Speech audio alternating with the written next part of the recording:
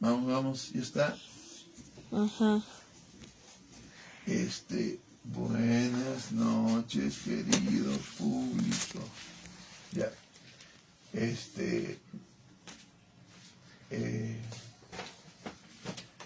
Vamos. Tenemos una axiología. ¿Cuál es la primera posición de la axiología? Sabemos lo que es una axiología, ¿no es cierto? No, yo no. ¿Qué es una axiología? No sé. Caramba, les he explicado qué es una axiología. Expliqué claramente, Teresa, qué es una axiología. Kai, ¿qué es una axiología? Caramba, ¿qué es una axiología? Guayusca. Sí.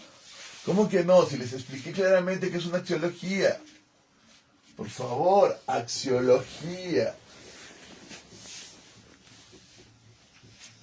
Logos, estudio, siempre. ¿Saben lo que es el logos, no es cierto? Sí. Yo no.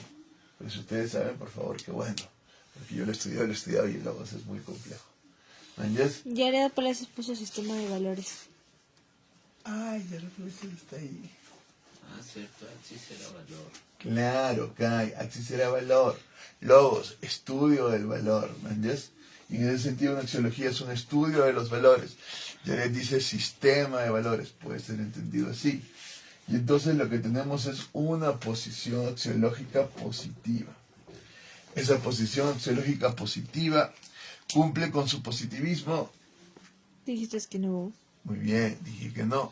Esa posición axiológica positiva está dentro del espíritu absoluto y está dentro de lo que nosotros llamaremos también la dialéctica positiva. ¿Entiendes? La dialéctica positiva es un paso del ser al no ser para ser. Es un volver al ser, porque al final el no ser se ve como algo negativo que debe ser superado y volvemos al ser. Y entonces lo que tenemos como unidad primera es el pecado original en el alma. Tenemos 1-0. Y en la mente tenemos la sensibilidad religiosa. 1-0-1. ¿Entiendes?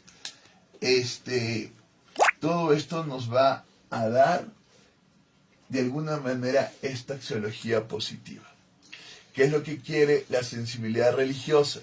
En una sensibilidad sagrada, superar lo profano y volver a lo eterno, a lo íntegro. Eso es lo que quiere la sensibilidad religiosa.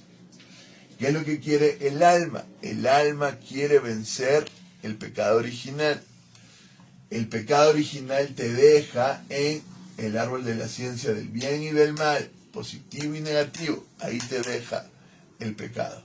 ¿Entiendes? Y entonces, una axiología positiva siempre va a llevar a algo negativo, porque al final no puede vencer y superar el no ser. No lo puede hacer. La axiología positiva nos va a llevar a una ley. Esa ley va a permitir de alguna manera un orden, pero el orden no se va a poder sostener y lo que tenemos es que echa la ley, echa la trampa. No hay ninguna axiología positiva que pueda sostenerse, no la hay. Eso es muy claro cuando en el cristianismo pasamos del judaísmo al cristianismo. La crítica cristiana al judaísmo es que están en una axiología positiva que ellos mismos no pueden cumplir. La ley siempre lleva al pecado. El espíritu absoluto como tal se supone que sí lo logra, pero realmente el único que es absoluto es Dios. El espíritu absoluto sí logra esta dialéctica positiva. Y el hombre logra esta dialéctica positiva en algunos momentos. Pero cuando Platón vuelve a la caverna, luego queda atrapado en ella. Esa es la cuestión. Entonces, tenemos el pecado original en el alma en una contratransferencia acá. Y tenemos la sensibilidad religiosa y tenemos el espíritu absoluto. Se supone que el espíritu absoluto transfiere para que esto sea totalmente superado, ¿no? Pero lo cierto es que no es superado. lo que transfiere en el alma es una experiencia. Y lo que vamos logrando con la experiencia es este es en el alma. Lo que transfiere en el alma Leonardo es Palacios puso, ¿cómo se entiende que Platón se queda atrapado en su caverna cuando vuelve a ella? Platón va a la caverna y lo que intenta es sacar de la caverna a la gente. Pero al final Platón no va a poder sacar de la caverna a la gente y va a dejar de alguna manera un lado la teoría de las ideas que se expone en la República, para luego en las últimas obras, como en las leyes, justamente volver a la ley, entendiendo que no se puede volver, no se puede salir de la caverna. Es decir, que la posibilidad de lograr el absoluto, el conocimiento del bien, de alguna manera es renunciada al final de sus días por Platón, porque se da cuenta por su experiencia que la gente no accede a la idea de bien, no accede a la idea de bien. Y entonces no logra el espíritu absoluto. Y lo que necesitarían sería más bien leyes, leyes que de alguna manera los determinen. Eso quiere decir que Platón queda atrapado en la caverna, no logra que la gente salga de la caverna. Siempre está esta leyenda de que fue tomado esclavo cuando fue justamente al rey, ahorita no recuerdo el rey, si puedes ayudarme ahí, Jared, y trató de llevar adelante su proyecto y no pudo porque a nadie le interesaba ese tipo de proyecto de concientizar realmente a los hombres para que conocieran la idea de bien y pensaran en el bien común. Para nada. Eso iba contra toda estructura de poder. Y al final lo tomaron esclavo y un alumno tuvo que pagar para liberarlo de la esclavitud de Platón. Entonces, Platón no logra. Hay una historia también que Averroes intenta también de alguna manera lograr y también no logra. Y nadie logra la república de Platón. Nadie logra la república de Platón. Si nosotros entendemos las estructuras del Estado, tenemos la monarquía, ¿no es cierto? Sí, monarquía absoluta y constitucional. Bueno, por ahora es monarquía. Y esta monarquía va a generar, según nuestro amigo Aristóteles, Hay tres personas viéndote. En dictadura. ¿Yes? Sí, Aristóteles siempre dice que todo tipo de democracia se termina convirtiendo en democracia. Demagogia, más bien. Siendo una demagogia. Exacto, demagogia. Uy, 3 personas. Por favor, esto es algo privado entre yo y mis hijos. Ahora son 2. Ya. Ahora a ver una. Luego cae acá, atento. No, porque también Sánchez Jesús. Kai, ¿qué estás haciendo? Papá, está Sánchez Jesús Kai. Salcedo. Con la política. ¿Por qué la política de Aristóteles? No, que te la llevaste arriba. Ya, ahora no, mi amor, ahora no. Gracias. Papá, te estaba viendo también Ya, muy bien. Sánchez Jesús. La aristocracia termina en una oligarquía. ¿Entiendes? Y la democracia termina en una demagogia. Pero hay un cuarto, y ese es el objetivo de todo sistema. Y eso es también lo que va a proponer el comunismo y va a proponer todo. Hay un cuarto sistema que tiene que superar todos ellos. Y ese sistema, de hecho, no es un sistema. Esa es la cuestión. Y esa es la paradoja, ¿no? El objetivo del sistema es lograr el absoluto, lograr la conciencia plena. Lograr realmente una conciencia en la cual las estructuras sistemáticas no sean necesarias, sino que el hombre sea libre realmente. Y aunque en Platón sí hay un sistema en su república, porque es una república de filósofos, y hay un sistema jerárquico y demás, con estructuras muy claras en los vigilantes, en el filósofo y en todos los del alma concupiscible que están trabajando, vendiendo y demás. No se trata de esto realmente, ¿entiendes? Lo que está intentando Platón es que se logre el bien común, que se pase a una conciencia. Esa estructura de Platón, logrando la conciencia, no se logra. no se logra. Y es lo que de alguna manera toda la filosofía intenta hacer, aunque le invertamos y digamos, no, eterno retorno, voluntad, al final lo que se está intentando es ese sistema. Y cuando Cristo venga, dice el reino de Dios, tiene que ver con ese sistema que no es un sistema. Pero Platón lo va a estructurar sistemáticamente y demás. Pero lo que está en el fondo, salud, es la posibilidad de lograr conciencia y vivir en esa conciencia libremente. Pero muchos dirán, no, Platón es un despótico, un absoluto que intenta una estructura. Y también dirán eso de Hegel. Pero al final... Ya le da para su esposo Dionisio de Siracusa, creo. Claro, Siracusa. Pero puede estar confundido. No, está muy bien, dice Siracusa. Muy bien, ese es el dato exacto. Y lo que se trata es llegar a esto, ¿no? Y llegar al espíritu absoluto. Y en el fondo de lo que se trata es de volver al árbol de la vida y volver al paraíso, en la comunión donde Eva y Adán estaban uno solo. De eso se trata al final. Y en todo momento Platón en sus diálogos está volviendo a esto, de alguna manera. Y todo el mito y toda la cuestión es para lograr este absoluto, este espíritu absoluto. Eso ya lo sabemos, ¿no es cierto? ¿Y cómo vamos a hacer? La otra... A su Sí, ahora vamos a leer el lichino, mamá. La otra, ¿qué? Para ver si te avergüenzas o no te avergüenzas. Para ver tu ki, mi amor, para ver tu poder. Ya hemos visto el poder de Amira y hemos visto el poder de Kai, que lo va a descubrir en la práctica. Niña. Claro, mira, acá dice que moja la Se cola. dice que O sea, siempre vas a vivir algo distinto porque no eres el mismo Claro, tú que de hace un segundo. claro que sí. Pero lo que te... Eso ya no aplica para el yo actual, aplica para el yo pasado. No. Claro, muy bien, Kai, porque al final el I Ching es un libro de mutaciones. Eso es lo que es. Pero la cuestión es, ¿a qué le pones fe tú? ¿Me entiendes? Esa es la cuestión. ¿A qué le pones fe tú? Nosotros no somos taoístas. Y la idea de leer el I Ching es que tu ki sea develado. Si tú le pones fe a eso, está ahí. Yo le pongo fe a tu I Ching. Yo como padre le pongo fe a tu I Ching. Y creo que tú eres el zorro que trae el verano, que puede pasar el invierno. Creo en ti. ¿Me entiendes? Esa es la cuestión. Vamos.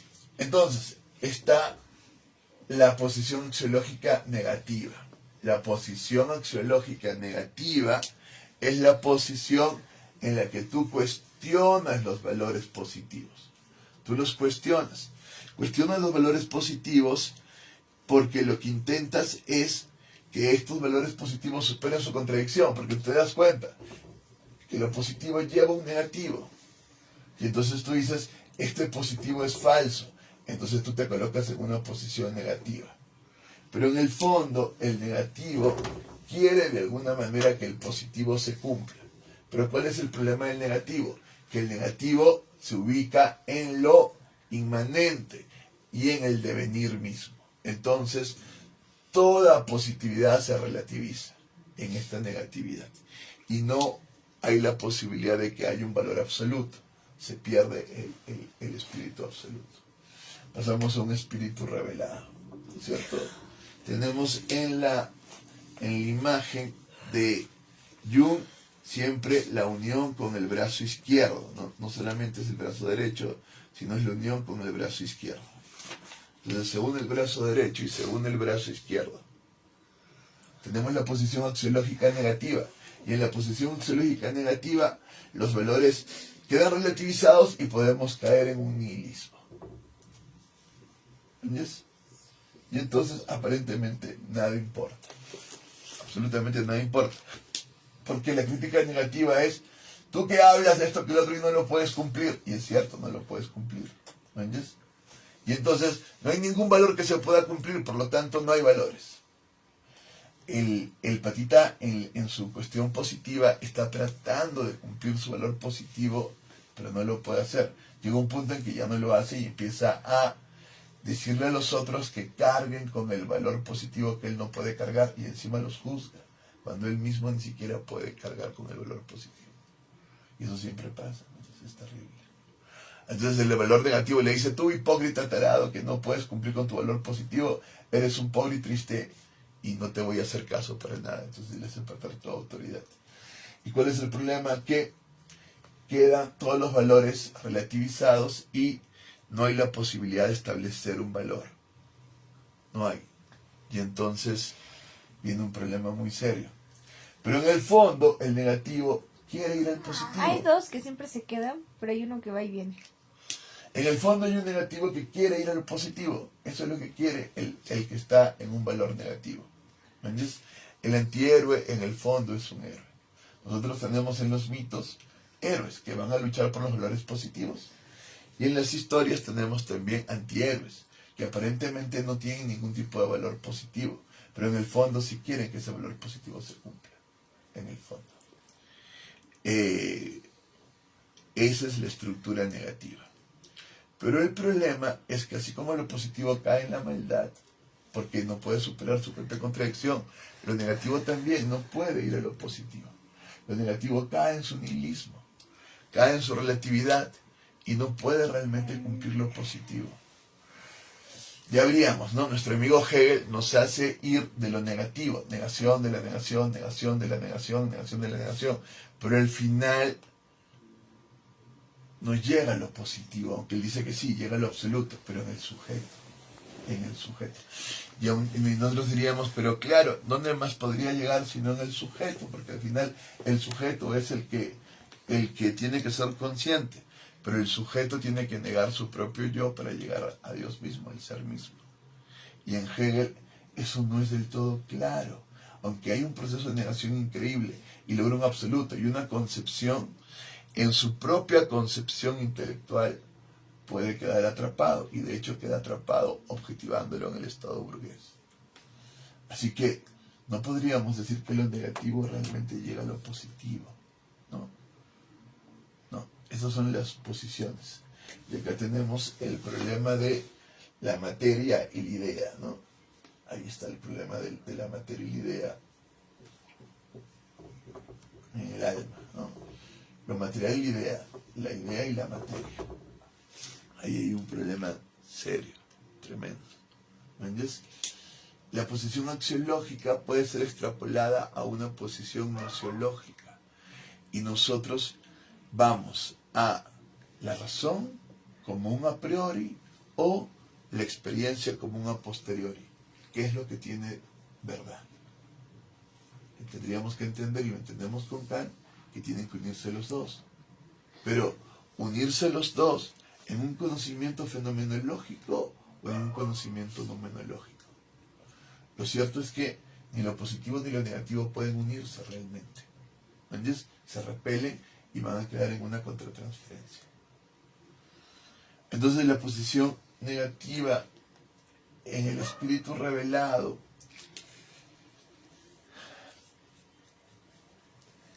hay que entender que la paradoja del espíritu revelado es tratar de revelar lo positivo en lo negativo.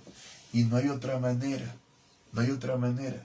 De hecho, no puedes revelar lo positivo en sí mismo, porque lo positivo en sí mismo, en el último caso, es algo que no se mueve. Es algo que está eterno. La positividad pura no puedes revelarla. Es como si dijeras, vamos a revelar la luz, pero si todo fuera luz no podrías saber que hay luz. No podrías. Es en lo negativo que se revela lo positivo. Siempre va a ser en lo negativo. Y el espíritu revelado es esa paradoja. Revelar en lo negativo y lo positivo. Revelar en el desorden el orden. Esa es la paradoja de todo artista. Revelar lo positivo. Y lo que tenemos aquí es una percepción creativa. La percepción creativa es lo que te va a permitir a ti la revelación del espíritu revelado, de lo positivo en lo negativo. Pero en la posición axiológica, lo negativo termina llevándote a un nihilismo. Y lamentablemente los artistas terminan cayendo en el propio ego de su virtuosidad técnica y quieren ser alabados por su virtuosidad técnica.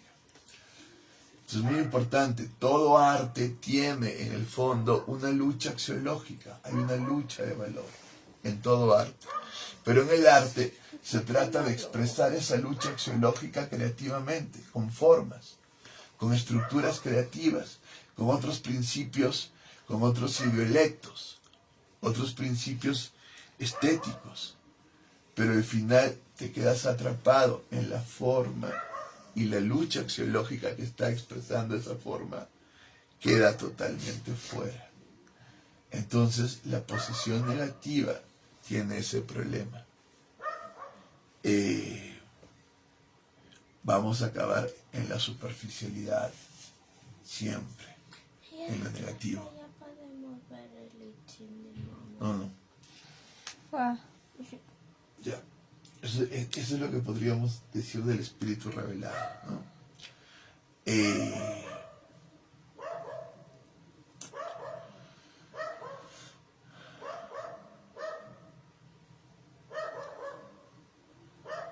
No es tan fácil superar lo negativo, ¿no?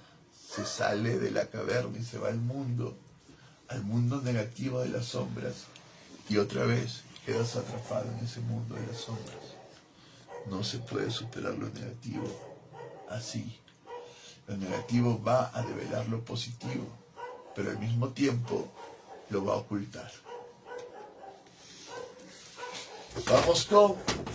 ¿Cuál era el plural de la dictadura? ¿Perdón? El plural de la dictadura. El problema, la degeneración. No, porque hay uno que es dictadura, que es cuando hay un solo monarca o un solo gobernante que impone sus ideas para beneficio propio, y en cambio hay otra que es parecida a la dictadura, solo que no es solo una Es persona la que impone. oligarquía. Hablamos de oligarquía. Ah, cierto, oligarquía. Y lo hemos visto acá, oligarquía y luego la demagogia, ¿me entiendes? La busco lichín. Vamos, luego tenemos el espíritu subjetivo, que es la autoconciencia. Y en esta posición axiológica lo que se busca es el justo medio entre lo positivo y lo negativo, viéndolo axiológicamente. Aquí el justo medio. Pero ¿hay justo medio? No. No, porque al final esto va a tirar por conveniencia aquí o acá. ¿Me entiendes? ¿Por qué? Porque al final no puede haber justo medio. No lo hay. No hay un justo medio. El medio siempre es mediocre. No hay la posibilidad de un justo medio. Hay una mediocridad total. ¿Me entiendes? Y uno va a un lado y uno va al otro. En la axiología positiva hay valor. Aunque hay una contradicción y al final el valor se pierda. Pero hay un valor, hay una lucha. En la axiología negativa también hay valor, aunque quede en un nihilismo total y una relativación de los valores, una inversión de los valores, hay valor. En esa inversión hay realmente el deseo de que los valores se cumplan. El gran ejemplo es Nietzsche. En Nietzsche lo que tenemos es un Cristo invertido, pero en el fondo hay un Cristo, en su idea de Dionisos, de superhombre. Entonces, en el caviar, en el que está en el medio, no hay valor. Aunque uno nunca sabe cuándo puede hacer algo bueno, como en la película de Casablanca. Nosotros tenemos en el espíritu subjetivo el complejo de Edipo en el alma, y tenemos en el espíritu subjetivo ¿cómo se llama?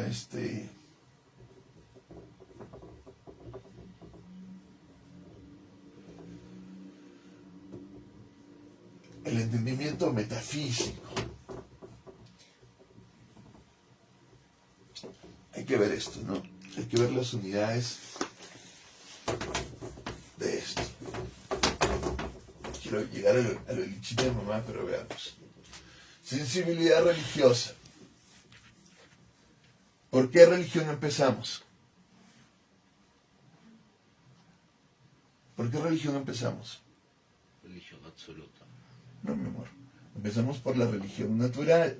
Nos religamos con la madre siempre. Y eso es religarse con la tierra, con la naturaleza. Es con lo primero que vamos a religarnos. Aquí está el real imaginario. Aquí va a venir el problema contratransferencial con la madre, Y el problema contratransferencial cultural. Aquí viene la inversión que dice Pablo, ¿no? Te religaste con la naturaleza, te invertiste en ella y no puedes convertirte al espíritu. Y ahí viene todo el problema homosexual y demás. Ay, sí, ajá. Sí, sí, porque hay una inversión con la naturaleza. Decidiste adorar a la creación y no al creador. Y es lo primero que hace el hombre, porque es lo primero que tiene. La religión natural. Luego, ¿qué viene? La religión artificial. La religión artificial. ¿Qué hace el hombre? Agarra y empieza a conocerse a sí mismo y a revelarse a sí mismo. Y empieza a crear un montón de dioses. La religión natural tiene varias cosas, porque va a ir de la tierra a los seres en la tierra al cielo. Va de la tierra a los seres de la tierra al cielo. Eso va a ser la religión natural. Y en la religión artificial van a haber muchos dioses. Van a partir de la naturaleza, van a partir de sí mismos y luego van a partir de una cuestión más abstracta. Es mucho más abstracta. Y ahí vamos a tener a la religión. Religión, después de la religión artificial, muy bien, revelada, donde tenemos principios que no pueden ser representados. El Tao, Yahvé, Brahma, son principios que no pueden ser representados. El Nirvana, son principios que escapan absolutamente a toda representación, porque no pueden caber en la mente del hombre. El hombre está tratando de huir de su propia representación para religarse con el absoluto mismo, para religarse con aquello que supera toda conceptualización. Es la máxima expresión religiosa donde se supera la propia religión, porque ya no se trata de religarte con algo concreto, sino algo más allá. Y cuando quieres explicar la idea, está más allá de la propia concepción que puedas tener. Aquel que diga que es el Tao no sabe lo que es el Tao. ¿Entiendes? Y igual, el nombre de Dios no es revelado, porque no se trata del nombre, sino de lo que es Dios mismo. Eso no se revela. ¿Entiendes? Porque está más allá de toda concepción.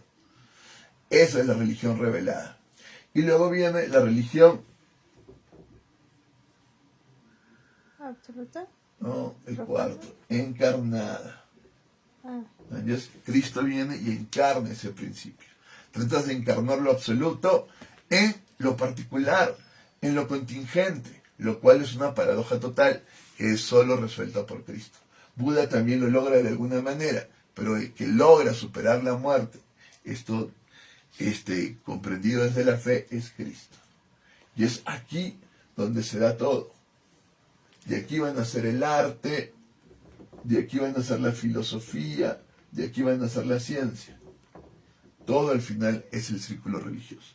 Entonces, cuando hablamos de sensibilidad religiosa, hablamos de esto. Y esto se va a convertir en una cuestión profana.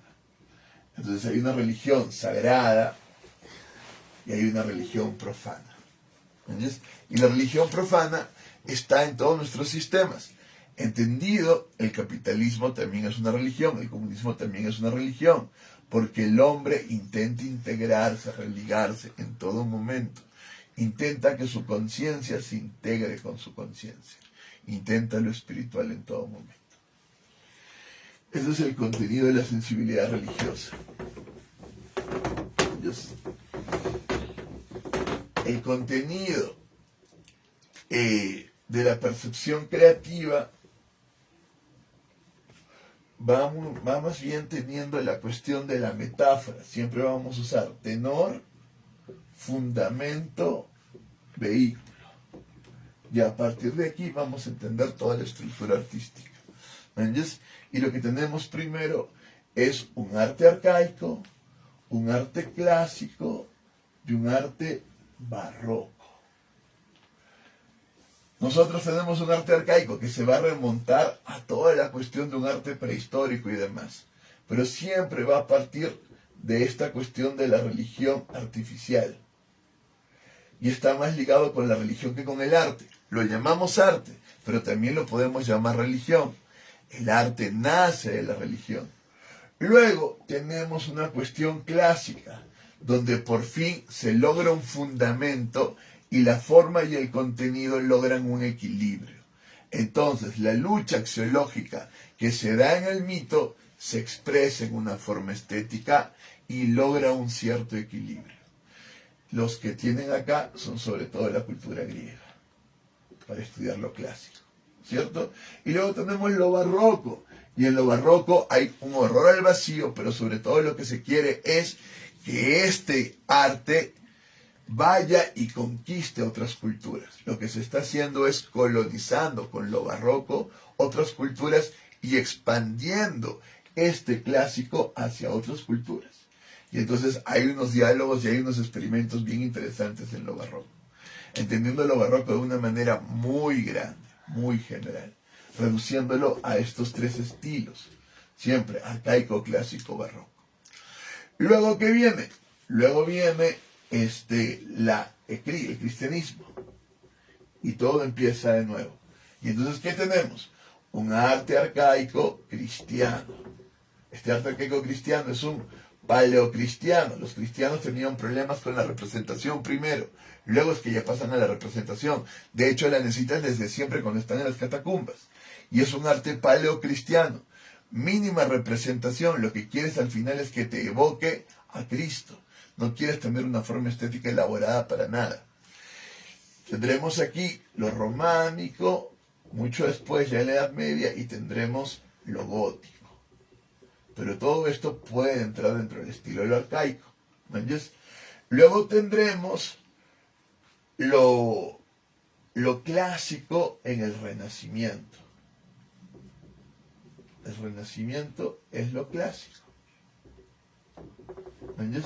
Tendremos esto del Renacimiento y luego tendremos lo barroco. ¿Entiendes? Y luego surge una inversión. Luego surge una inversión y tendremos diferente lo barroco, lo neoclásico, ya lo hemos visto en la cuestión de la música, acá con Bach, acá con Mozart, y lo romántico con Beethoven.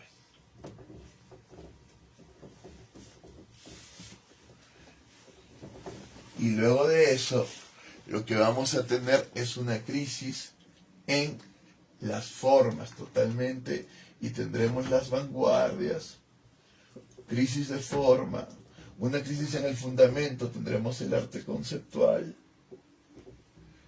y por fin tendremos una crisis en el propio tenor, y lo que tenemos es un arte poshumano. Ese es el contenido de la percepción creativa. Nosotros lo vamos a estudiar detenidamente, por ahora solo lo menciono, para que ustedes entiendan más o menos el desarrollo del arte y del espíritu revelado.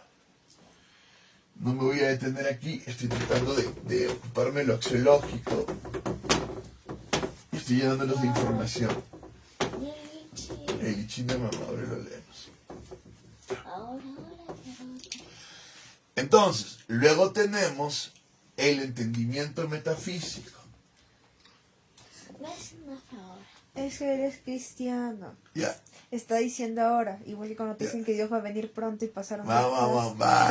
En el entendimiento metafísico siempre tendremos lo real imaginario por un lado, lo real simbólico por el otro. En la religión, ¿qué tendremos? Lo sagrado y lo profano. Y antes de esto, lo que tenemos es el árbol de la vida, donde está todo unido, y el árbol de la ciencia del bien y del mal. Esta es la base.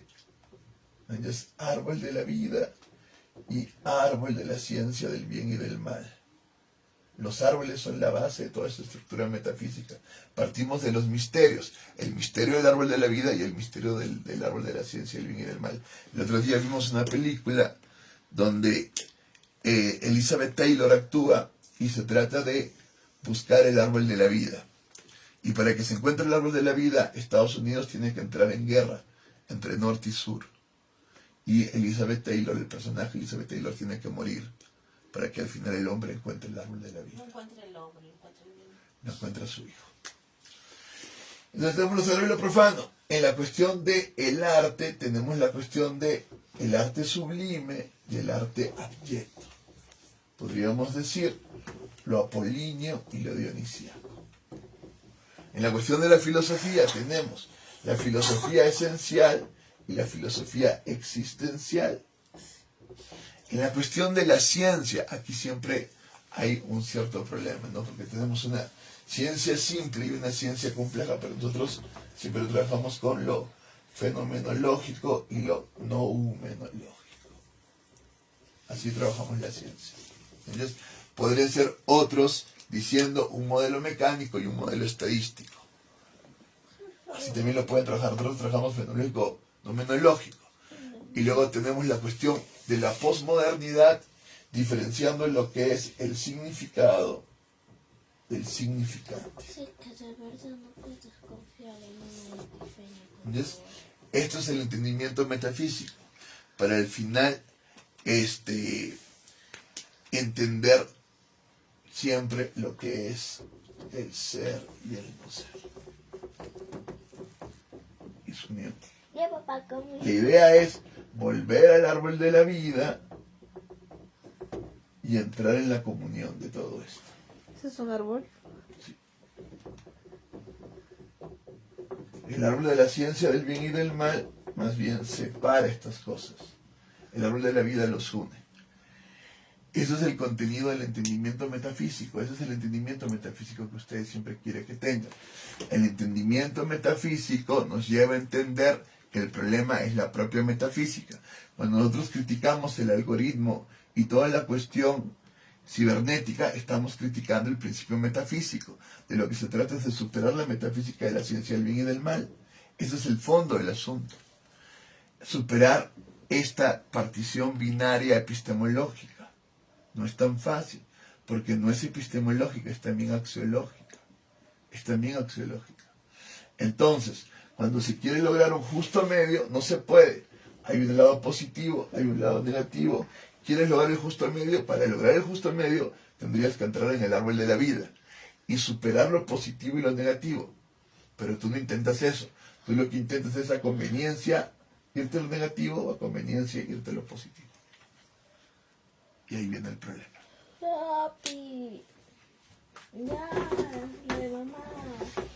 Muy bien, es que hemos avanzado hasta ahí. Ay, lo de mamá. ¿Entiendes? Y luego tenemos la posición axiológica del Keter. Papá, por favor, lo de mamá. Ya vamos. Chorita, pero... La posición axiológica del Keter es que tú estás en tu positivo y otro patita está en su negativo. Y estás en positivo, negativo, positivo, positivo, positivo, negativo, y estás confundido totalmente en Keter. Confundido totalmente. No sabes. Y no puedes en esa incertidumbre decir algo. Al punto que cuando criticas algo no puedes, porque no tienes un criterio de valor. Estás muy confundido. No puedes decir que esto es positivo o esto es negativo, porque no tienes criterio de valor. Cada uno está en su Keter, cada uno está en su rollo. Y si para el otro es positivo, chévere para él. Y si para mí es negativo, chévere para mí. Eso no tiene ningún sentido. Tú no puedes tener una... Palacio Esposo. Entonces, ¿en qué posición ética nos deja esto? ¿Todo es por conveniencia? ¿Debemos de resignarnos a esta condición? Muy bien. La cuestión está clara cuando vayamos avanzando y entremos del espíritu objetivo que estamos acá, cada uno en su Keter. Eso es lo verdaderamente objetivo. Cada uno está objetivando axiológicamente según su Keter, según su rollo. Realmente no hay una objetividad, hay una imposibilidad del objetivo. En el fondo, el espíritu integrado, pero para eso tenemos que pasar por el antiespíritu. Y tenemos que pasar por el espíritu desintegrado totalmente. Cuando entramos al espíritu integrado, lo que ocurre es que lo positivo y lo negativo se unen. Y entonces lo positivo perdona a lo negativo y lo negativo se reconcilia. Humildemente acepta el perdón y se reconcilia con lo positivo. Esto solo sucede en la cruz de Cristo. Entonces no hay otra cosa más que esa santidad en la cual el positivo perdona misericordiosamente al negativo y el negativo acepta ese perdón y se reconcilia. No hay otra cosa que ese perdón permanente. No hay otra cosa más que eso para superar la posición axiológica. Pero me has hecho adelantar totalmente todo, ¿no?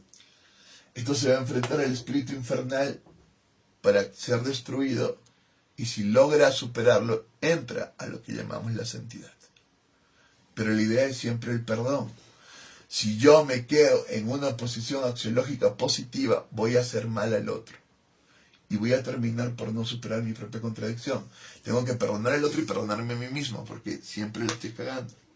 Aunque yo diga, estoy perdonándome como una hipocresía total y siempre estoy haciendo lo mismo. No es tan fácil, ¿no? Hay todo un proceso en cada uno de redención, de reparación, de penitencia. Y son procesos largos, no es tan fácil perdonar. Y es importante a veces tener procesos de distanciamiento, de penitencia, de reflexión, para luego ir al perdón. No es nada fácil. Y lograr la comunión, y lograr una posición axiológica que supere todo sistema axiológico y que vaya a la comunión espiritual. ¿Entiendes? Pero lo que nos tocaba era hablar del antiespíritu. ¿Entiendes? En el espíritu objetivo lo que tenemos es la razón. Y ya vimos la cuestión de la razón, ¿no es cierto?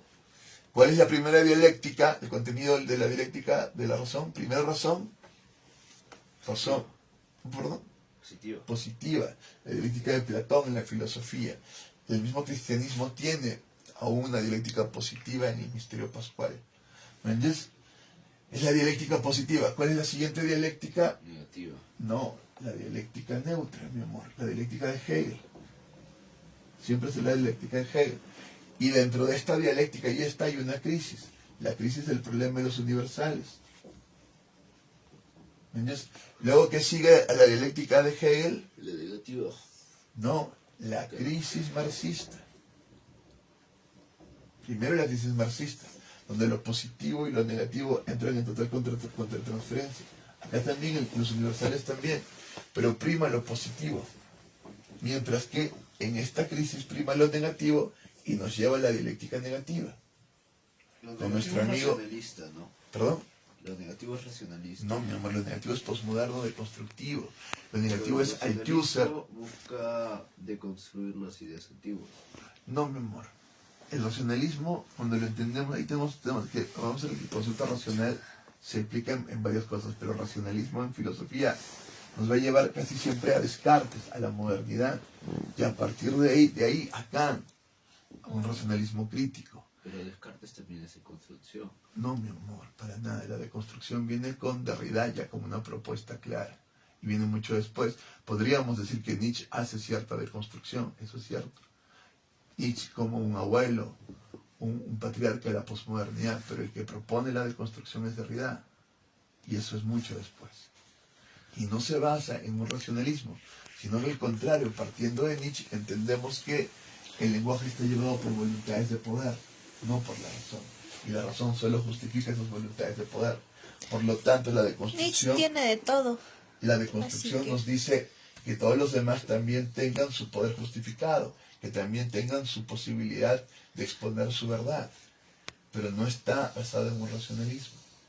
Hegel ¿En sí. qué se basa? ¿Qué? ¿En qué se basa? En su voluntad de poder, en la posibilidad discursiva de que tú puedas expresar tu voluntad, tu visión de la historia, tu, entre comillas, verdad, pero es una verdad muy pequeña, porque es tu ángulo de la visión.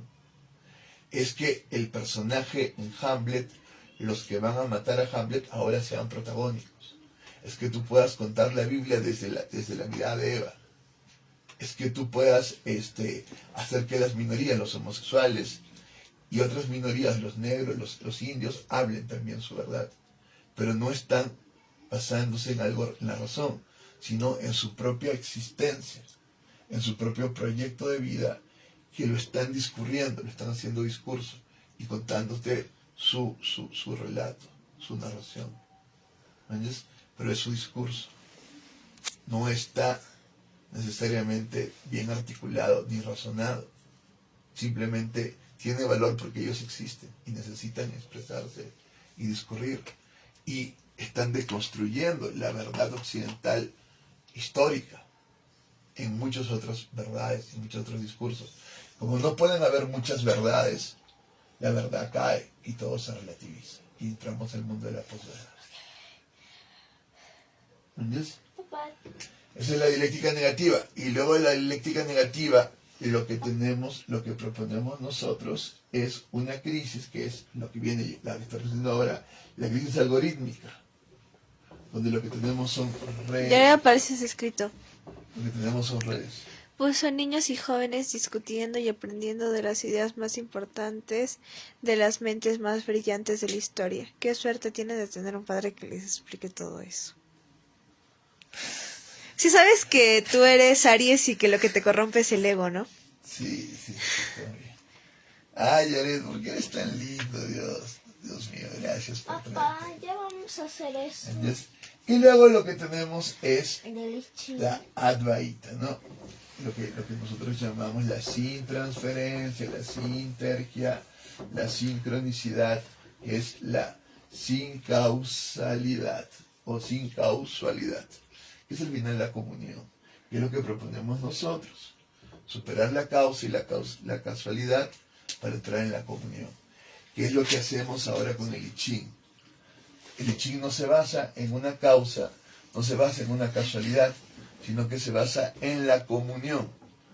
Ahora, para leer el quinto capítulo que nos toca leer de la sin transferencia, estamos leyendo para entender la sincronicidad el libro de Jung, que escribe con un físico, con Pauli, sobre la naturaleza y la psique.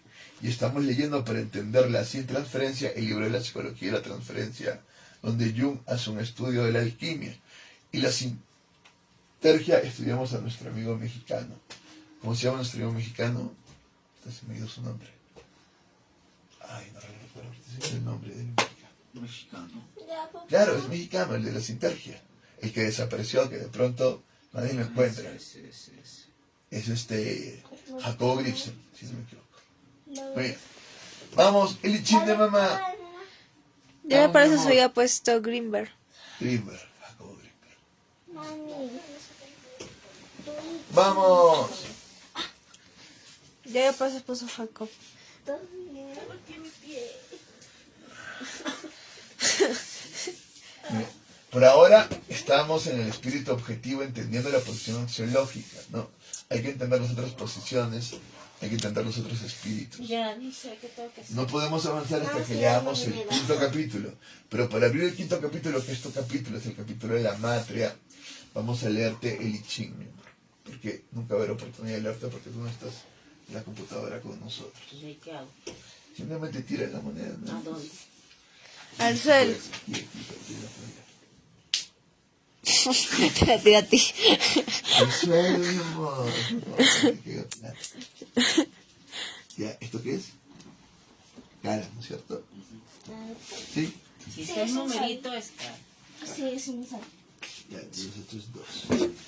Vamos, espérate, no. Preparan la maleta, preparen Sí, el eso leemos de equipaje. arriba, ya. Que ya tengo el pasaje. 2. Vamos, pechina, haciendo Más. Vamos.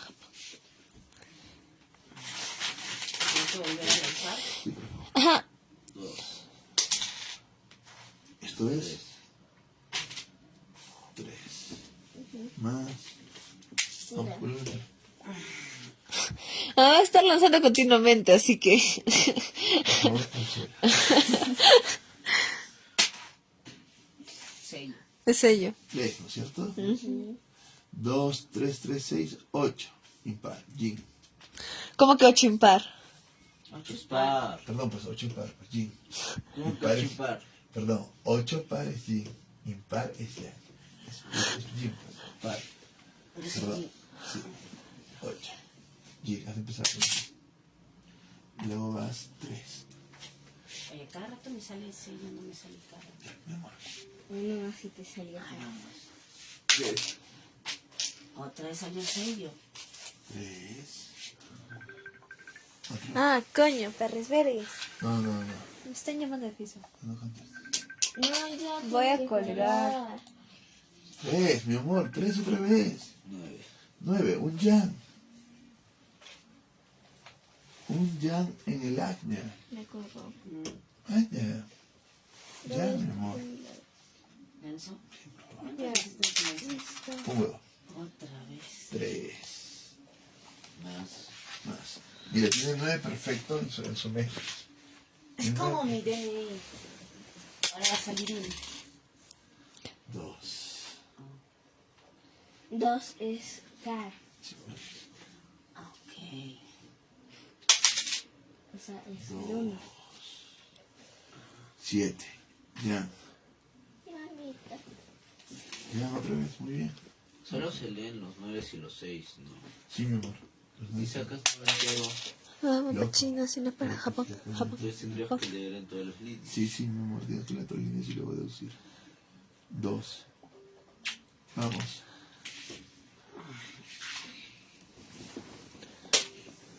2. Ahí está. Eso contó como 3. 2. 3. Sí, yo tengo el pasaje. Son Ya. mensajes que extraño. Ya, mi amor. Vamos.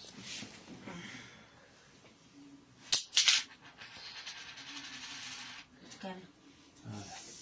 2.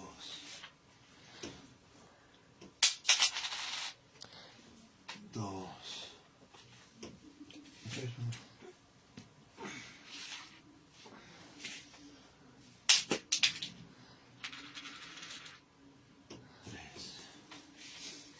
2, 4 y 3, 7. Muy bien. Vamos. Como cuántas veces hay que tirar las monedas. 2. ¿Otra vez? 3.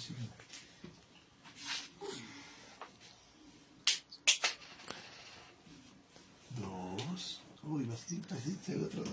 Y es. Y que no es prima a ver, vamos a ver. Pop sale 3.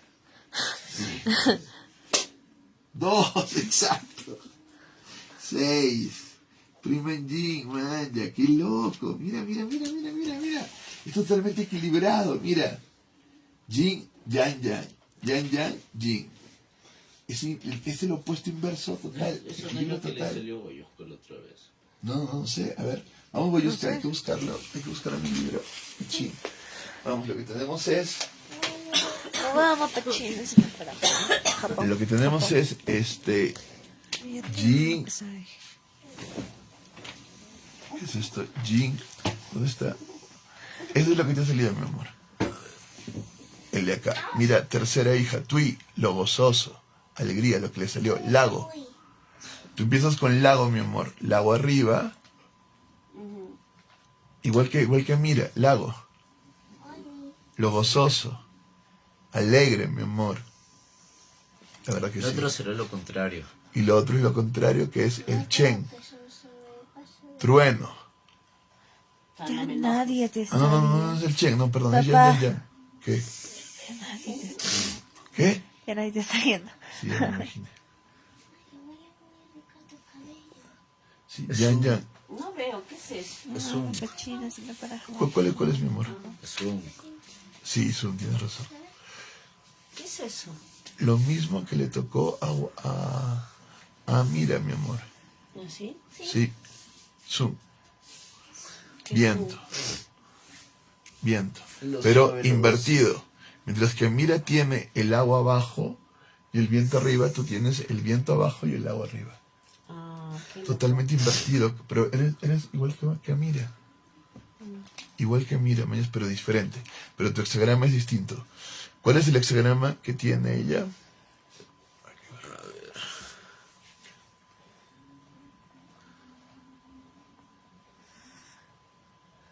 ¿Cuál es el hexagrama?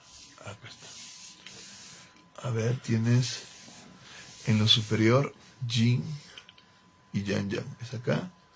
Y en lo inferior Yang Yang y Jin. Yang Yang. Son. Son 28. ¿No es cierto? Sí, 28. ¿Dónde? 28. Según el TUI y el Zoom, 28. Hexagrama 28.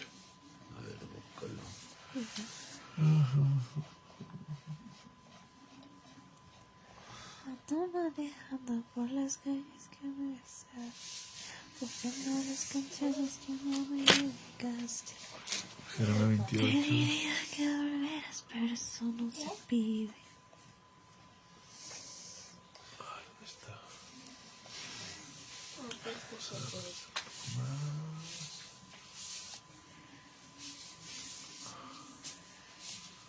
¿Dónde estamos? ¿Qué número estamos?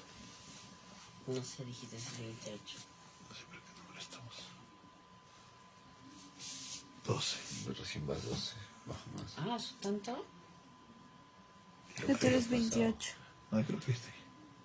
20. Yo sí sé que te has pasado. Bajo más. Bajé un poquitito. Sí, sí. Ando manejando por las Ya. calles que me A ver. besaste. 25. Aquí parte. 27 Y 28. y 28. Se llama Y justo mamá se va. Tao Ku. Mira cómo que lindo nombre. Dice Taku. Taku, tienes razón. Taku. ¿Qué? El gran sobrepeso. ¡Oye! ¿Cómo es eso? Así se llama. El gran sobrepeso, ¿qué les pasa? Eso debería ser el tuyo. Pero eso sí, dice la preponderancia de lo grande. La preponderancia Mamá. de lo grande. No me digas el gran sobrepeso, pues no te pases. Es lo que significa. No La miente. preponderancia de lo grande. Así. No, acá dice, mira. Ahí dice gran sobrepeso. Superior, tui, lo gozoso, lago. Inferior, zum, lo suave, viento, madera. ¿Entiendes? Qué buena, mami. Es ta quo. Quo. Leemos. Ando manejando por las El hexagrama está formado por 4 trazos fuertes en el interior y 2 trazos débiles en el exterior. Cuando los trazos fuertes están al exterior y los trazos débiles en el interior, No es al revés, sino tengo los fuertes en el interior y los débiles en sí, el dice, exterior. el hexagrama está formado por 4 trazos fuertes en el interior. Mira, tiene los 4 trazos fuertes en el interior. Así. Y 2 trazos débiles en el exterior. 2 trazos débiles en el exterior. Cuando los trazos fuertes están al exterior y los trazos débiles en el interior, todo va bien. No hay exceso de peso y la situación no tiene nada extraordinario. Pero aquí se produce la inversa. El hexagrama representa una vida gruesa y pesada en el centro, pero demasiado débil en los extremos. Este estado no es duradero, debe pasar y transformarse. De lo contrario, el desastre amenaza. Están diciendo gorda. No, me están No, está diciendo. diciendo que hay débil en los extremos y que hay dureza en el medio. Pero el título Por eso dice que hay, no sobre que hay dureza en el interior y debilidad Sí. en el exterior. Exacto. El gran exceso de peso, la viga cumbrera se inclina por sí misma, es ventajoso tener donde ir. Éxito. El peso de lo grande es excesivo, la carga es demasiado pesada para la fuerza que debe soportarla.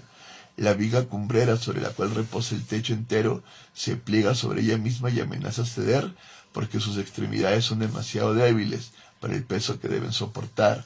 El techo está a punto de romperse. Qué terrible. ¿Cuál será el peso que cargas? Se trata de una época y una situación excepcional que requiere medidas extraordinarias. Si se quiere triunfar, es necesario encontrar un camino de transición lo más rápidamente posible y emprender la acción. Eso promete éxito, puesto que si bien lo fuerte es excesivo, ocupa el centro y está al interior, de manera que no debe temerse una revolución. Nada se obtendrá con medidas forzadas y violentas. Hay que proceder con suavidad, desatando los nudos y penetrando el sentido de la situación, lo que está evocado por el trigrama inferior, sum. Entonces el pasaje a otras condiciones será exitoso. Esto exige una real superioridad, por la cual el tiempo donde predomina el gran sobrepeso es una época importante. Papá, qué pesado. Sí, pareciera. Muy pesado que eres. pero el peso está en su interior.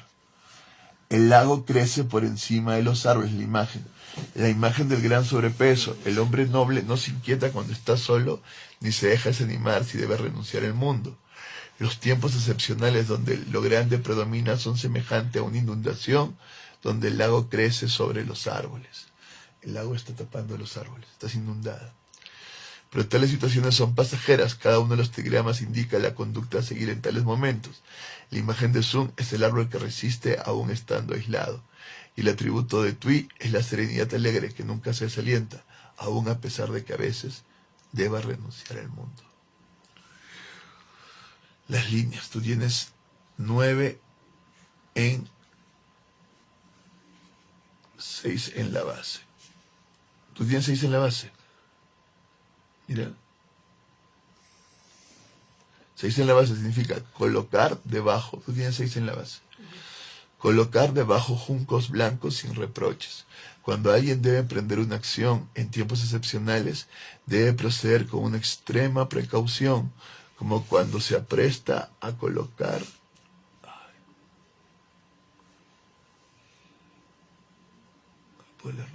Como cuando alguien se apresta a colocar. Bájalo sino con el mouse. ¿Cómo lo hago con el mouse? Moviéndola. Pero estoy viendo con el mouse, pues. No puedo. ¿En serio? Qué raro. Cuando se apresta a colocar. ¿No será algo de la página? Algo pesado sobre el suelo, extendiendo antes una estera para impedir que algo se rompa. Esta prueba puede parecer exagerada, pero no constituye, dice. Cuando alguien debe emprender una acción en tiempos excepcionales, debe proceder con una extrema precaución, como cuando se apresta a colocar algo pesado sobre el suelo, extendiendo antes una estera para impedir que algo se rompa. Esta prudencia puede parecer exagerada, pero no constituye una falta. Una empresa extraordinaria solo puede tener éxito si al principio se comienza actuando con una extrema precaución. 9. En el segundo lugar, como tú tienes, significa: un sauce seco retoña en sus raíces. Un hombre viejo toma una esposa joven. Todo es ventajoso. Pero si mamá es mayor que tú. Si no se dice tú. Dice, un sauce seco retoña en sus raíces. Un hombre viejo toma una esposa joven. Todo es ventajoso. El bosque se está al borde del agua. ¿Mamá es el esposo? No lo sé. El bosque se está al borde del agua. La imagen de un viejo sauce que retoña en sus raíces. Se trata de una reanimación extraordinaria del proceso de crecimiento. El agua está cerca de la madera. Se trata de una reanimación extraordinaria del proceso de crecimiento. De la misma manera se presenta una situación extraordinaria cuando un hombre viejo toma como mujer una muchacha joven que lo sigue. Pese a la inusitable situación, todo marcha bien. Del punto de vista político, el significado corresponde a que en tiempos extraordinarios debemos unirnos incluso con los hombres de baja condición, puesto que en ellos reside la posibilidad de renovación.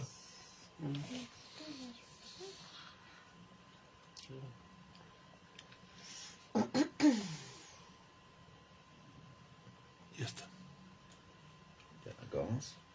No, Ahora, ¿qué vamos a hacer entonces? ahí está. La situación indicada aquí es aquella donde lo extraordinario llegó al como se tiene ya. No sé si esto es de aquí. Sí, porque sí está en el 28. ¿Qué dices? Recién el siguiente es el 29. Sí, pero no sé si es una línea. ¿La línea es una línea o esta es general? 9 en el quinto piso. 9 en el 9 en el cuarto lugar, 9 en el tercer lugar. Significa 6 en la cima.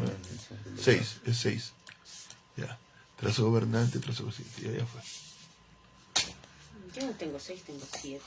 Sí, ya está. Ya no entiendo nada. Porfa. Mi amor, está muy claro que estás cargando un sobrepeso, que necesitas renovarte. Estás a punto y Mamá, estás te miro. Te a- casaste llamada a con renovarte ella y que para tienes una- sentirte y que inteligente. tienes una prueba y tienes que ir con mucha precaución. Estás en un momento difícil. Estoy diciéndote eso. Y estás llamada a la grandeza. ¿No? Vaya, es que te pregunto. Hay fuerza ¿te interior casas? y la imagen es que tú No seas estás chismosa. inundada. El lago está inundado, ¿no? El lago está inundado. De tu manera, ¿no? Eso no sé, chicos. A todos nos salió cosas, no, a todos no. Acá ella, mira, le salieron cosas muy bonitas, muy buenas. Pero a ti sí te ha salido una cosa. ¿Sí que te había salido? ¿Qué? A mí todavía no me he leído otra vez, tengo que leerme otra vez. Porque esté acá anotado. Oye, papá, qué raro está lo de mamá, eso de es. Si mejor te haces la No lectura. es cierto, porque cae ese zorro que moja ¿Qué la dices? cola. Si mejor te haces la lectura. No, ¿Por qué no? es una lectura. No, porque solo una. No, una lectura Así es personal. más divertido. Y entonces más lo que rápido, tenemos más. es el sobrepeso. Sí. Pero mira, arriba eres gozosa, lago gozoso y abajo eres viento suave. Es que dicen que hay gente que goza de la Eres lo grasa. mismo que Mira, pero invertido. ¿Me entiendes? A Mira, en cambio, le salió verdad interior y a ti te sale debilidad exterior. Estás débil exteriormente. Encima, la imagen es que la viga ya no puede soportar y que en cualquier momento te caes. Y que tienes que hacer un cambio no violento. Ningún cambio apresurado. Un cambio bien precavido para cambiar. Y que estás llamada a renovarte como un joven. O políticamente con gente de baja condición para que te renueve. Porque necesitas renovarte. Y la imagen que tienes es de un sauce viejo. ¿Un sauce viejo?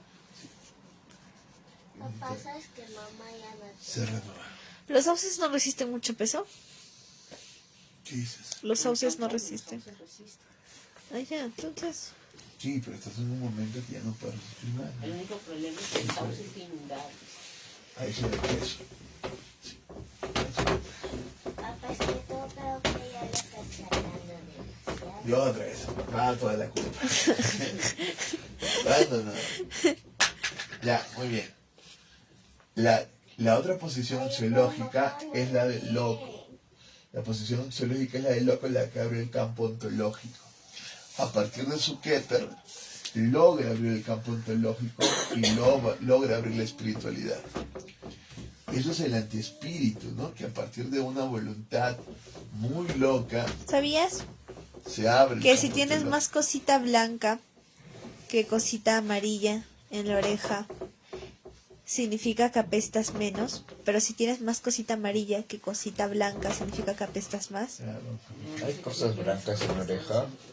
Vamos, entonces tenemos Sí. la quinta posición axiológica, el antiespíritu, que viene a ser una cosa mucho más en nuestro sistema, mucho más elaborada, porque el antiespíritu es antiespíritu absoluto, antiespíritu revelado. ¿Entiendes? Entonces, este antiespíritu subjetivo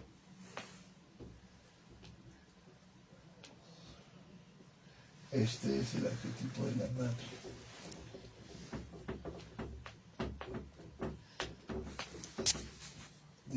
Entonces, es todo esto el antiespíritu, porque el antiespíritu es la negación total de toda la espiritualidad para estar en la voluntad.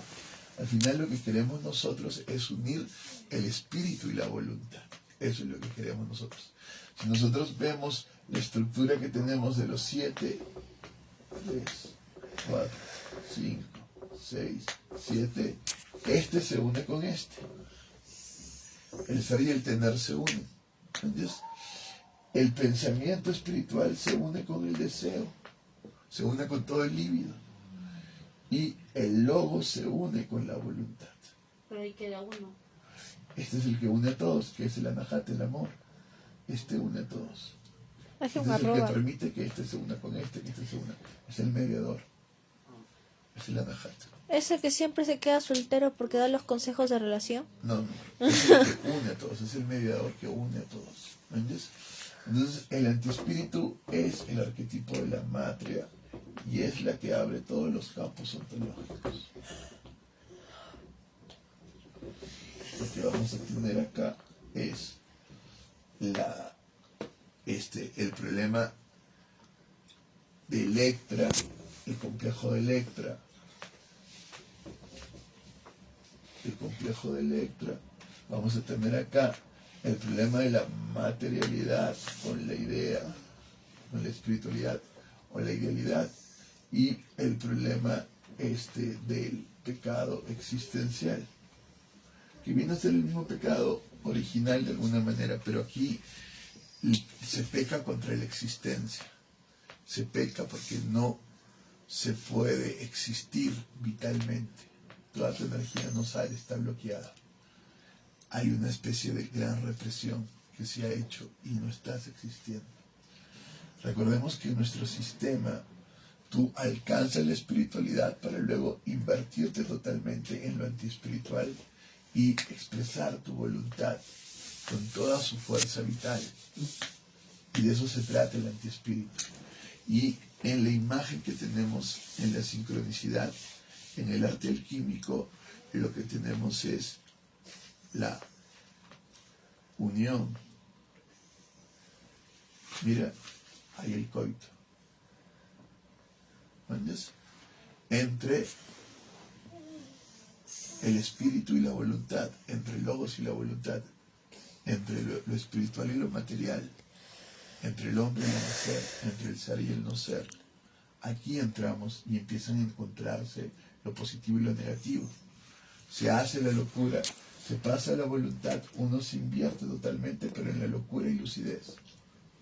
Y aquí sí hay una posición axiológica. ¿Entiendes? Realmente lo negativo de alguna manera vuelve a lo positivo. De alguna manera. Aunque realmente está partiendo desde su negatividad. Pero hay una locura tal que lo lleva al principio mismo de la positividad.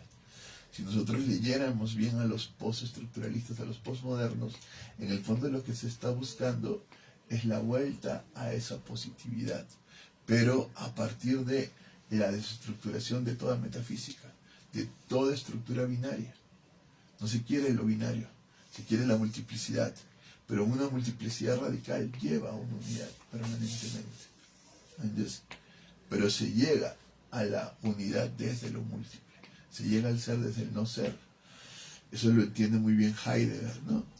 No hay posibilidad de llegar al ser, sino en el no ser, mi amor. Entonces, eso es lo que se quiere. Y lo otro, mi amor, también, y esto no suena. Eso es lo que se está queriendo. ¿Entiendes?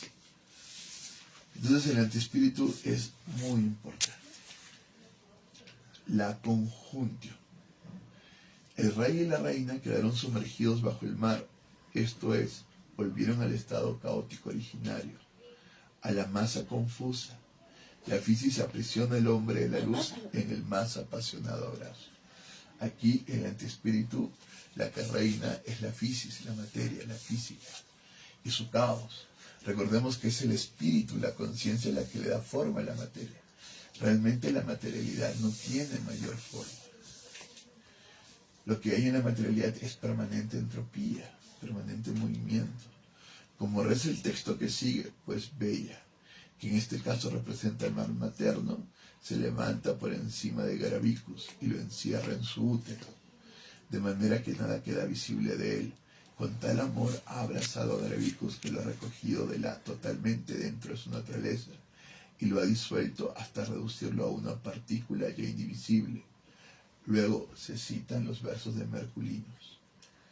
Cándida mulier it rube sit nupta marito, mos complex tur complexi complot lotur, perso el bunter perso coque conjuntur, udeacu funeral unum quasi corpore fiuni.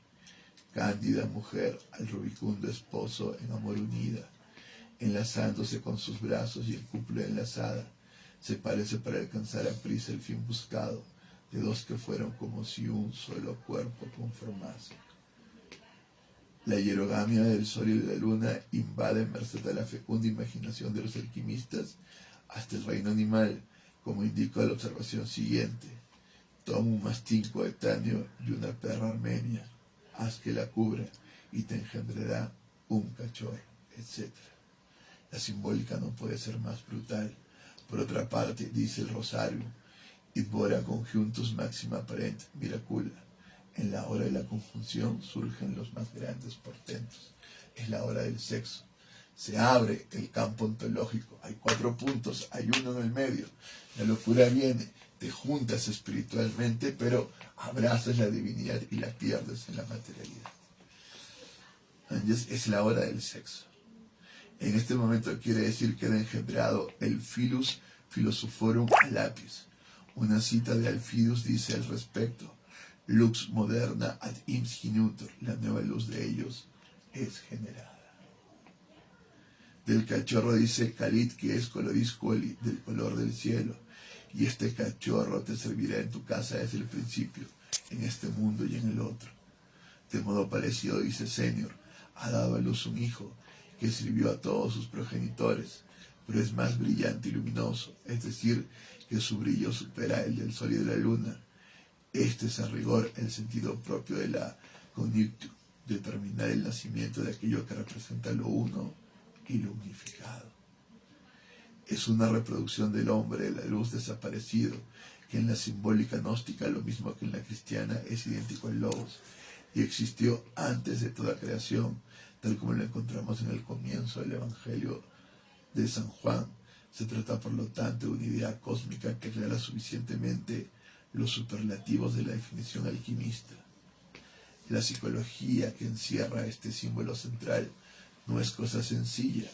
En una consideración superficial diríase que no se trata del triunfo del impulso natural, pero si se examina el dibujo más de cerca, se observa que la cohabitación tiene lugar en el agua, por tanto, en mari tenebrositatis, esto es, en lo inconsciente. Esta interpretación encuentra apoyo en un variante de nuestra figura 5, que contiene el rosario, figura 6. Allí también el sol y la luna se hallan en el agua, pero ambos están provistos de alas. Representan por tanto el espíritu, esto es, el ser aéreo o el pensamiento. Como se aduce en los textos, el sol y la luna son dos vapores o funi que se van desarrollando poco a poco a merced del fuego, gradualmente intensificado, y se elevan como si tuvieran alas sobre la materia sometida a la decotio y a la digestio. Por eso la pareja de contrarios se representa también como dos pájaros en lucha, o como un dragón alado y otro sin alas. Que dos seres aéreos se aparean sobre o debajo del agua no afecta al alquimista en lo más mínimo, pues la modificación de sus sinónimos le resulta tan habitual que el agua no solo puede significar para el fuego, sino muchas otras cosas más asombrosas. Si por lo tanto nosotros interpretamos como vapor esta agua, hemos de estar cerca de la verdad. No se trata sino de una solución hirviendo, en la cual las dos sustancias se unen. En lo que atañe al pronunciado erotismo de la imagen, debo recordar al lector que fue trazado para ojos medievales y por tanto no posee de ningún modo significación pornográfica, sino simbólica. La hermenéutica y la meditación medieval supo ver sin inmutarse hasta en los pasajes más crudos del Cantar de los Cantares una glorificación espiritual. De igual modo ha de ser interpretada también la imagen de la conjunto, la unión en la etapa biológica como símbolo de la unión opositorum en sentido más elevado. Con ello se declara por una parte que la unión de los opuestos resulta tan esencial en el arte regio como la cohabitación para el entendimiento común, y por otra parte, gracias a eso, el opus ofrece analogía con la naturaleza, con lo cual la energía instintiva se transforma al menos parcialmente en una actividad simbólica. Merced a la creación de analogías semejantes, el instinto y la esfera biológica quedan liberados de la presión de los contenidos inconscientes. En cambio, la ausencia de símbolos pesa sobre la esfera instintiva. La analogía de la figura es sin duda demasiado evidente para el gusto moderno, hasta el punto de quedar casi malogrado su propósito. En la experiencia médica, el parangón psicológico adopta con frecuencia, como lo sabe todo especialista, unas formas fantásticas que si las dibujara apenas si se distinguirían de nuestra imagen.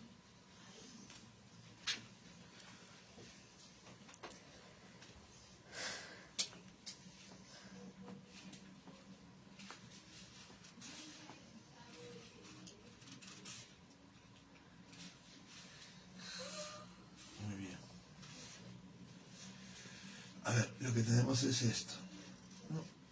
La conjunción es el quinto, es el verbo, es cuando tenemos los 4 primeros espíritus, tenemos el espíritu absoluto, el espíritu revelado, el espíritu subjetivo, el espíritu objetivo. Nosotros partimos de ahí como espíritu y conciencia. Y luego tenemos el antiespíritu, pero realmente el antiespíritu es el que logra la develación de la espiritualidad, porque solo la voluntad, solo el no ser puede develar el espíritu. Si nosotros leemos la Biblia, entenderemos que la Torá es el espíritu absoluto. Entenderemos luego que el Nevi'im es el espíritu revelado, todos los libros históricos y proféticos. El Ketubim, con los libros de sabiduría, es el espíritu subjetivo. Y el espíritu ¿Por qué de objetivo, repente lo dices con voz tranquila? y el espíritu objetivo es el Anahuim. Pero el antiespíritu son los evangelios. Es cuando se abre y se revela el verbo, y el verbo entra en conjunción, en cúpula con el mundo. Nosotros vemos la cruz, pero la cruz es una cúpula de Cristo con el mundo. De alguna manera, Él está liberando el mundo y está tomando todos los pecados de su amada, que es la humanidad, y liberándola, por fin. Eso es lo que está haciendo Cristo por amor a la humanidad. Y eso es lo que pasa acá. Esa es la conjunción. Luego vendrá el espíritu desintegrado y lo que tendremos será esta lucha, ¿no? Hay alguien al lado y alguien que no. Y aquí hay una diferencia. Mira, Teresa. Aquí hay alguien al lado y alguien que no. Y acá viene el espíritu desintegrado. Porque el rey le ha crecido alas. Entonces, él ha bajado, él se ha sacrificado. Se ha abierto el axis mundi y lo que hemos tenido es la encarnación del verbo. Luego de eso, lo que tenemos es la separación entre lo espiritual y lo que se va a quedar en una carnalidad, un espíritu desintegrado. Y aquí hay una lucha. Hay uno de ellos que tiene alas y otro que no la tiene. Y aquí viene la diferencia. Pero en el antiespíritu, el espíritu se vuelve antiespíritu absoluto, antiespíritu revelado, antiespíritu subjetivo. Es lo que hace el espíritu. Se invierte totalmente. Por eso es tan importante conocer a los autores posmodernos y a todo el movimiento feminista, porque va a ser el movimiento feminista el que va a encarnar el antiespíritu. Ella es el antiespíritu y en ella se está develando a Dios mismo. Es muy importante entenderlo, porque su crítica al patriarcado es una crítica que Heidegger haría a la metafísica, para que por fin la espiritualidad se devele. Eso es lo que está pasando.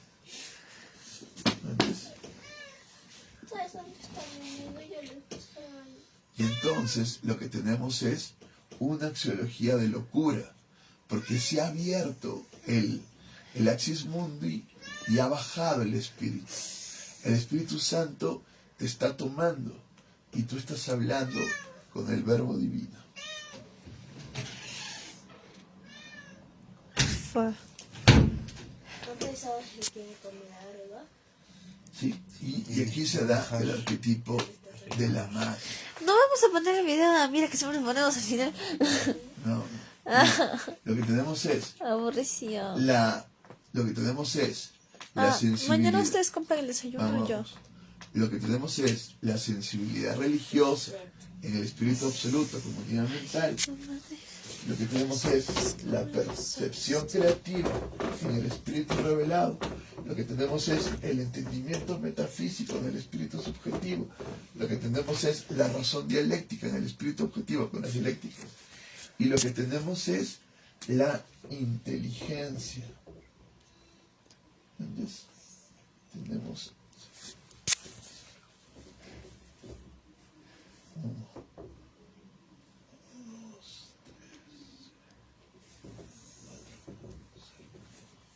esto es lo que tenemos. ¿Entiendes?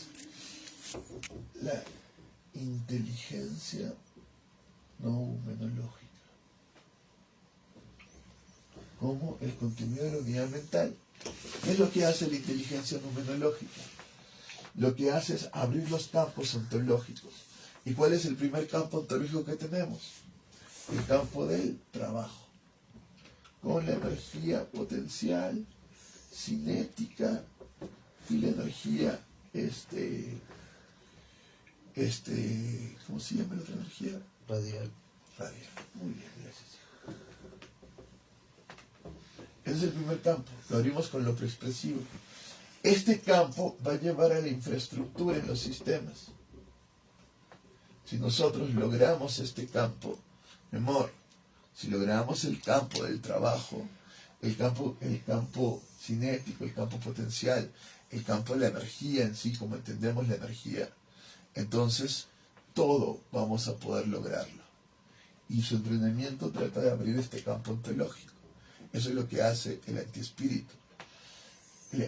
Comunidad mental abre los campos ontológicos. Esa es la inteligencia numerológica. Comprendamos, ustedes se están enfrentando a las IA, a las inteligencias artificiales. Y todo el mundo está ahora investigando en las inteligencias artificiales. Pero nuestra investigación no va por ahí.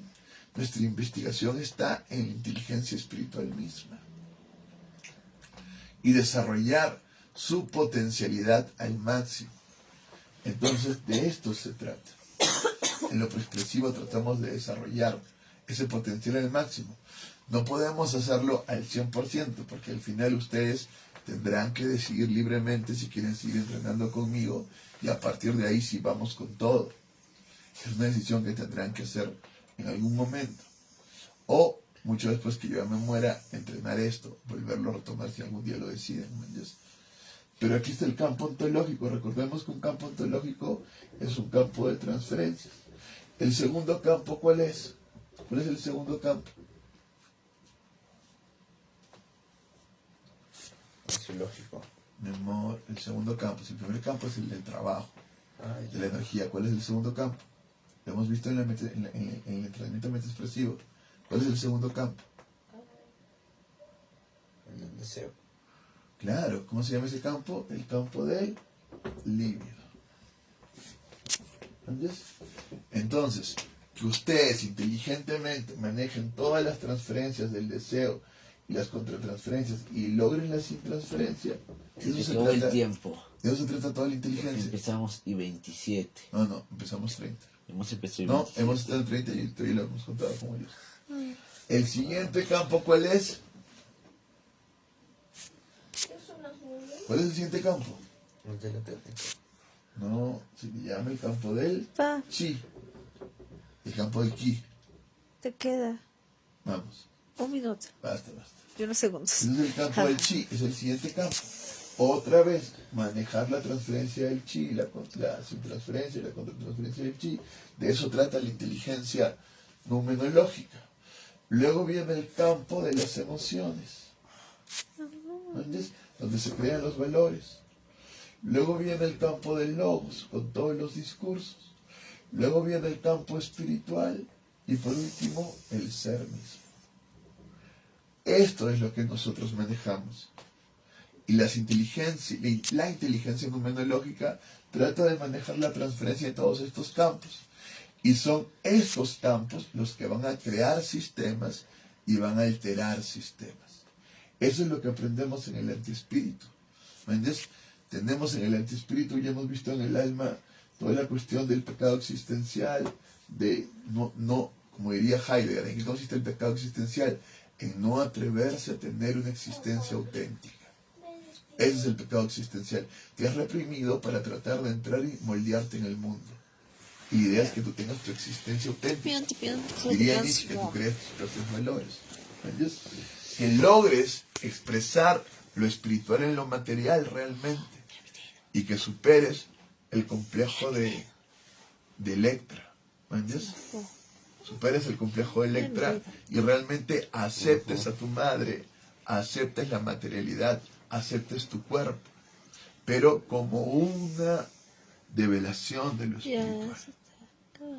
Bien, para eso se necesita la técnica de la transferencia y la contratransferencia en todos los campos ontológicos.